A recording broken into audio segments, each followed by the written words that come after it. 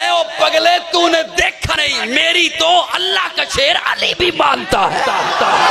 حضرت محدث دہلوی رحمہ اللہ لکھتے ہیں اللہ نے 100 حصوں میں بنایا ہے حسن کو اور 99 حصے اپنے محبوب کو دیے ہیں۔ 100 حصے بنائے ہیں حسن کے، 100 حصے، حسن کے 100 حصے اللہ نے بنائے ہیں۔ ایک میں سے آدھا یوسف کو دیا ہے، آدھا پوری کائنات کو دیا ہے، 99 اپنے محبوب کو دیے ہیں۔ اسی لیے تو صحابی رسول مسجد کے سین میں داخل ہو کے دیکھتا ہے کہ آقا سو رہے ہیں، آقا آرام فرما ہے، اوپر 14ویں رات کا چاند ہے اور مسجد کے در و دیوار چمک رہے ہیں۔ پیچھے کھڑے ہو گئے، کہتے ہیں آج دیکھتا ہوں یہ جو روشنی ہے اس چاند کی ہے یا اس چاند کی ہے؟ روایت کریندہ ہے ابن مرارہ، میں ایک شب سی ڈٹھا محمد پیارا، چنو 14ویں سی تے کوئی کوئی ستارہ، میں دوہاں نو ویکھا دوبارہ خدا دی قسم چن مدم دساوے محمد دا چہرہ سونا نظر یاد۔ آقا سے بڑھ کے کون ہے؟ آقا سے بڑھ کے حضرت انس فرماتے ہیں میں نے ریشم بھی دبایا ہے اور حضور کے ہاتھوں کو بھی دبایا ہے، میں نے ریشم سے زیادہ نرم حضور کے ہاتھوں کو پایا ہے۔ آقا سے بڑھ کے کون ہنسی؟ تذکرے یہ ہوں اور ادائیں کسی اور کی میں اپنا کے کہوں مجھے اس میں فخر ہے۔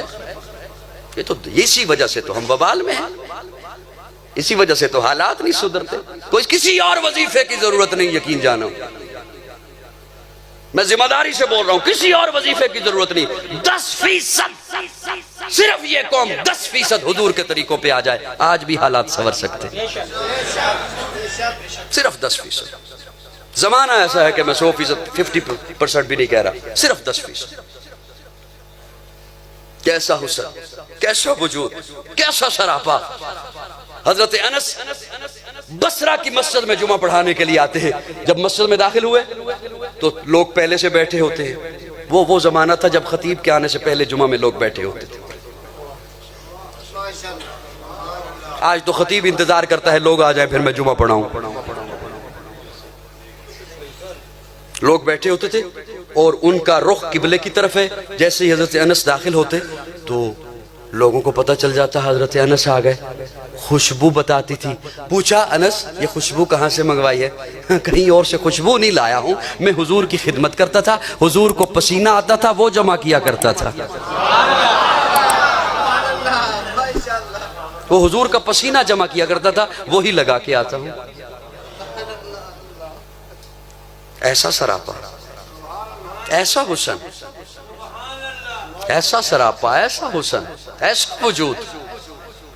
اللہ ہمیں حضور سے محبت نصیب فرمائے۔ یہ تو ہے حسن کی بات۔ اور حضرت مولانا قاری محمد طیب لکھتے ہیں، دارالعلوم دیوبند کے محتمم گزرے ہیں حضرت مولانا قاری محمد طیب، وہ لکھتے ہیں اللہ نے جب حسن سے بڑی چیز جمال بنایا تو جمال کا کوئی حصہ نہیں کیا، سارے کا سارا جمال اپنے محبوب کو عطا کر دیا، سارے کا سارا جمال۔ جنہوں نے پھر یوسف کو دیکھا انہوں نے پورے کاٹے، جنہوں نے یوسف کو دیکھا انہوں نے پورے کاٹے، اور جنہوں نے میرے آقا کو دیکھا وہ پورے کٹ گئے۔ جنہوں نے یوسف کو دیکھا انہوں نے پورے کاٹے مدہوشی میں، اور جنہوں نے میرے آقا کو دیکھا وہ مدہوش تھے انہیں ہوش آ گیا۔ اللہ اکبر کبیر۔ وہ جنہوں نے یوسف کو دیکھا انہوں نے پورے کاٹے مدہوشی میں، اور جنہوں نے میرے آقا کو دیکھا وہ مدہوش تھے انہیں ہوش آ گیا۔ ہوش ایسا آیا، ہوش انہیں ایسا آیا، بستیاں آئیں پار کر گئے، صحرا آئے پار کر گئے، سامنے جنگل آ گیا، جنگل کے کنارے پہ کھڑے ہو کے للکارا، اور جنگل کے درندوں جنگل خالی کر دو، محمد کے غلام آ رہے ہیں۔ اور پھر دنیا دیکھتی ہے، دنیا دیکھتی ہے کہ حضرت سفینہ راستے پھٹک گئے، قافلے سے علیحدہ ہو گئے، نام سفینہ، نام ہی سفینہ ہو گیا۔ ان کی ڈیوٹی تھی کہ آپ نے قافلے کے پیچھے پیچھے آنا ہے، قافلے والوں کی جو چیز گر جائے وہ آپ نے اٹھا کے لانی ہے۔ سفینہ کشتی سنبھالنے والا، نام ہی سفینہ ہو گیا۔ وہ خود قافلے سے علیحدہ ہو گئے، دیکھا ایک طرف سے شیر آ رہا ہے، اسے دیکھ کے کہتے ہیں شیر سن، ہوں تو میں تیری خوراک ہوں تو میں تیری، تجھے چاہیے کوئی صحت مند بندہ ملے، کوئی صحت مند جانور ملے، میں اسے کھا جاؤں، لیکن سن میں محمد کا غلام ہوں۔ شیر کو کہتے ہیں میں محمد کا غلام ہوں۔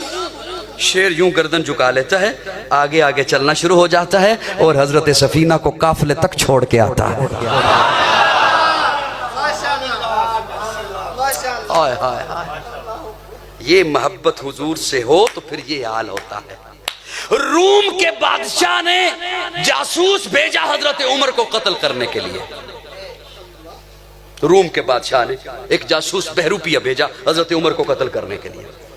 وہ آیا مدینہ میں تو آ کے کہتا ہے کہ پرائم منسٹر ہاؤس کہاں ہے؟ حاکم کو ملنا تھا نا، پروٹوکول کہاں ہے؟ کہ یہاں تو کوئی پروٹوکول نہیں۔ کہاں ہے آپ کا امیر المومنین؟ صحابہ نے تابعین نے بتایا کہ یوں بستی سے باہر چلا جا، جہاں پر صحرا ہے، جنگل ہے، پہاڑ ہے، وہاں بیت المال کے اونٹ چرا رہا ہوگا، بیت المال کے اونٹ چرا رہا ہوگا۔ وہ وہاں پہ پہنچا اور دیکھا ہے واقعی حضرت عمر کبھی اونٹوں کو ادھر سے ہانک رہے ہیں، کبھی ادھر سے ہانک رہے ہیں۔ اس نے سارے ماحول کا جائزہ لیا۔ وہ جاسوس ہے، بہروپیہ ہے، اور یہ ڈیوٹی کسی عام بندے کو تو سونپی نہیں جاتی، انتہائی چالاک ہے۔ اس نے سارے ماحول کا جائزہ لیا، اسے ایک گھنا درخت نظر آیا، اس نے خیال کیا کہ حضرت عمر سستانے کے لیے اس درخت کے نیچے آ کر لیٹیں گے۔ وہ اس درخت کے اوپر چھپ کر بیٹھ گیا۔ اتفاق سے حضرت عمر اسی درخت کے نیچے آ کر لیٹے۔ یہ اب اس انتظار میں ہے کہ ان کی آنکھ بند ہو میں حملہ کروں، یہ نیند کی آغوش میں جائیں میں حملہ کروں۔ یہ سوچ ہی رہا ہے کہ ایک طرف سے ایک درندہ نکلا، یہ خوش ہو گیا۔ اس نے کہا جو کام میں نے کرنا تھا وہ درندہ کر دے گا، مجھے کچھ بھی نہیں کرنا پڑے گا، میرا کام ویسے ہی ہو جائے گا، جو کام میں نے کرنا ہے وہ شیر کر دے گا۔ حضرت عمر سوئے، درندہ نکلا، شیر آیا، یہ خوش ہو گیا کہ جو کام میں نے کرنا تھا وہ یہ کر دے گا۔ علماء نے لکھا ہے جتنی دیر تک جناب عمر سوتا رہا، شیر اس کے ارد گرد گھوم کر پہرا دیتا رہا۔ حضرت عمر اٹھے، شیر نے سلام کیا، ایک طرف کو نکل گیا، اس نے اوپر سے چھلانگ لگائی، ہاتھ جوڑ کے کہتا ہے اشہد ان لا الہ الا اللہ واشہد ان محمد رسول اللہ۔ اے عمر تیری جنگل کا شیر بھی مانتا ہے، تیری جنگل کا شیر بھی مانتا ہے۔ آئے میں اپنے وجدان میں ایک جملہ بول رہا ہوں، ارے عمر تیری جنگل کا شیر بھی مانتا ہے۔ جناب عمر نے کہا ہوگا میرا تخیل ہے، او پگلے تو نے دیکھا نہیں، میری تو اللہ کا شیر علی بھی مانتا ہے۔ جنہوں نے حسن پیغمبر دیکھا انہیں ہوش کیسا آیا؟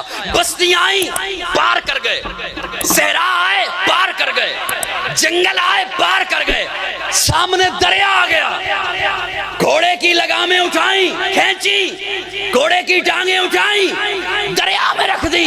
ہوش ایسا آیا ہے حضور کے غلاموں کے کہ اب انہیں دریا بھی نہیں ڈبوتا۔ اسی لیے تو پیر نصیر الدین بول اٹھے کشتیاں ساحل پہ اپنی وہ لگائے ہوئے ہیں، کیا وہ ڈوبیں جو محمد کے ترائے ہوئے ہیں۔